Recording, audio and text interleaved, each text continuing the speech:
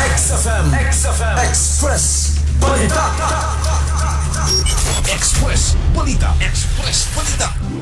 May tambling ang usa ka truck human nga nawad-an og brake samtang nagdagan gikan sa bypass road turok 17 barangay Kasisang Malaybalay City, Bukidnon. Pasado alas 12 sa udto Mayo 12 tuig 2026 ang nasgutang truck usa ka 14-wheeler nga kargado og oil sa lubi nga gikan sa Medina paingon unta sa Maramag. Sa inisyal nga report nagsubay sa bypass road ang nasgutang truck og naglugsong sa dalan apan gikaingong nawad-an og brake og wa matod pa misulod ang kambyada aron milahos kini sa nasgutang lugar. Nahibawan sa rehab nga natumba og nagbangga pa kini sa duha ka sakyanan og maayong paggadamyos. Gikataho luwas ra usab ang driver og helper sa mong truck og walay lain kinabuhi ang nakalas sa mong insidente. Sa karon ang nasgutang driver sa truck anaa sa buhatan sa kapulisan alang sa dugang investigasyon. Na problema na bakas bukol-bukol si mong panglawas is Santon Plus Gold mo niyan. Alang sa nag-iusang Pilipino para sa Pilipinas, ako si katropang Prince Obra, XFM News. XFM Report.